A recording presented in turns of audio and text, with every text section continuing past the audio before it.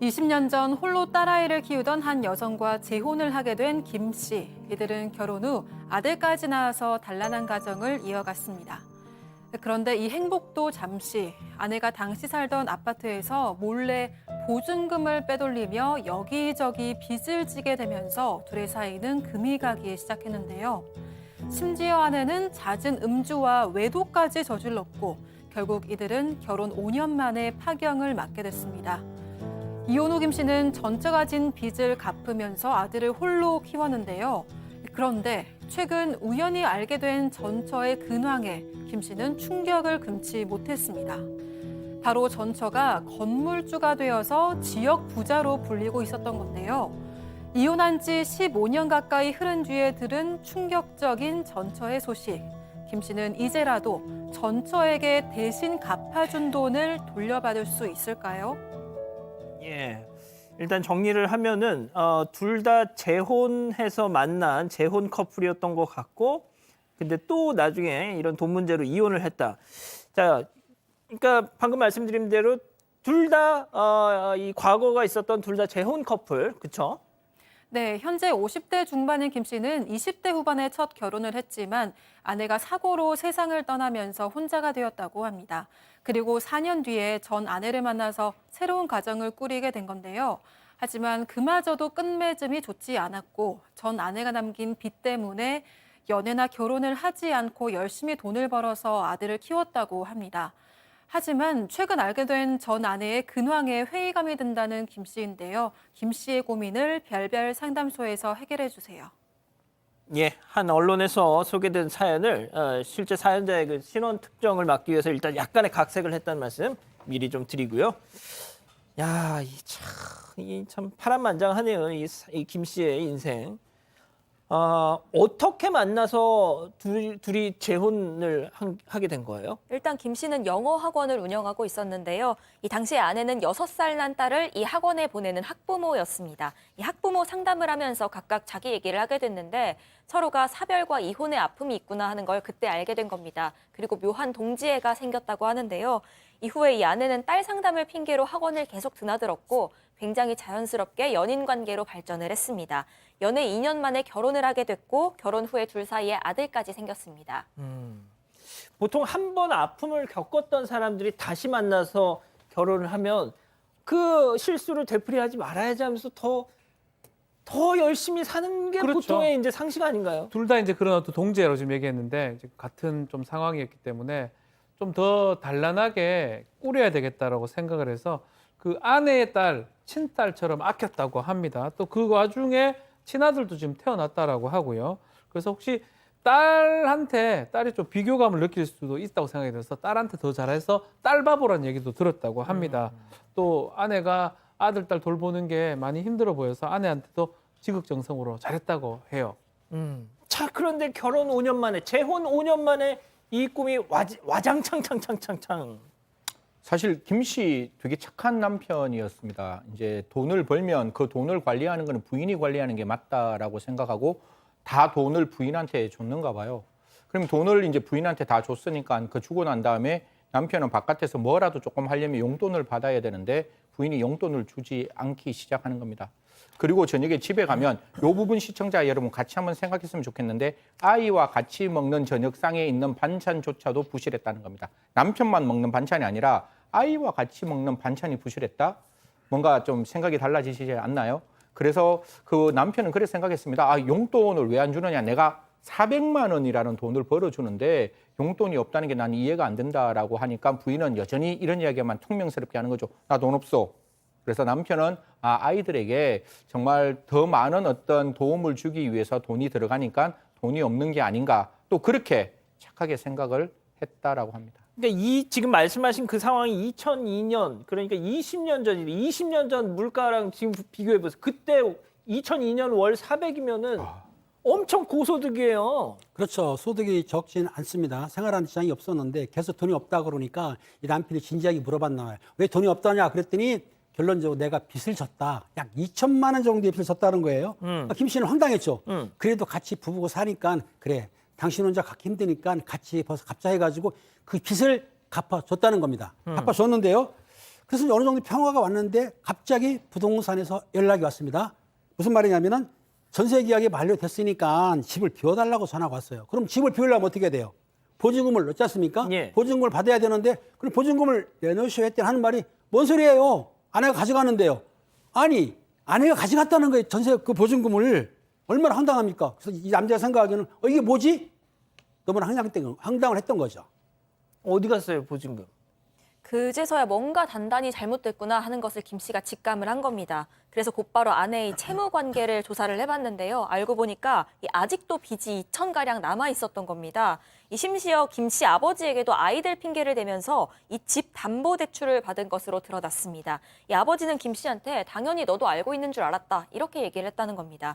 이외에도 이 아내가 여기저기서 빌린 돈만 1,000만 원이 더 있어서 총 3,000만 원의 몰랐던 빚이 추가로 나온 겁니다. 박 변호사님 요즘에 이제 신조어인데 이런 거를 갖다가 이제 설거지 당했다라고 뭐 보통 얘기를 하지 않습니까? 뭐 좋은 그렇죠. 표현은 아닙니다만 네. 뭐 야 이거 약간 선수가 아니었나라는 생각도 들고요. 선수라기보다는 그래서 이제 남편이 이 돈들이 채무가 지금 다 어디 갔느냐, 어디서 나온 거냐 확인하는 과정에서 놀라운 사실을 좀 알게 됩니다. 외도를 하고 있었던 거예요, 아내가. 헬스장 같은 데 좀 다녔었는데 헬스장에서 만난 한 남성이랑 간간히 뭐 외도도 하고 더 중요한 거는 이 남성의 사업 자금을 대고 있었어요. 그래서 그 사람 사업이 잘 안 되니까 그만큼 아내도 계속적으로 빚을 지고 다른 데 가서도 빚을 지고 그래서 채무 관계가 거기서 지금 내연남의 사업 자금을 되고 있었습니다. 참 이게 진짜 아니 승현 제가 보통 이제 저희가 별별 상담소에서 이런저런 뭐 말씀을 드리면 아유 소설 쓰고 있네라고 하시는데 그 오은영 박사 막 나와서 막 부부관계 이런 거 막 상담해준 프로그램 있잖아요. 뭐 다른 채널에서 이 별별 상담소는 약과예요. 아까 제가 시청 여러분께 말씀드렸잖아요. 남편의 반찬은 약해질 수 있어도 아이들의 반찬까지 약해진다는 것, 그 분명히 물음표가 나오는 그 대목일 수 있거든요. 결국 이거 외도를 하게 되는 거죠. 외도를 하니까 가족은 전혀 눈 바깥에서 이렇게 없어지고 오로지 그 남자만 이제 생각을 하게 되는 건데 남편의 입장에서는 다 용서를 해도 외도만은 용서를 할 수가 없었는 거죠. 그래서 이혼을 결심합니다. 그러면 이제 남아있는 게 뭐겠어요? 그 자녀들의 문제겠죠. 그래서 그 자녀, 원래 있던 자녀는 이 부인이 이제 키우고 지금 이제 같은 그 결혼 생활에서 출생한 자녀는 이제 남편이 키우도록 했는데 사실 양육비에 대한 합의는 없었고 이제 이혼하고 난 다음에 완전히 남이 되었다는 겁니다. 당시 빚진 돈 아내가 상환 능력이 없어서 일부만 상환했고 나머지는 결국 김 씨가 떠안게 되었다라고 합니다. 자 결국 배우자 한 명 잘못 만나서 인생이 이렇게 꼬인 건데 자 그런데 여기서부터 중요합니다. 최근에 우연히 알게 된 이 여자 전 아내의 근황이 정말 진짜 시체말로 이게 푹 열릴 만한 내용이었다는 거잖아요 지금.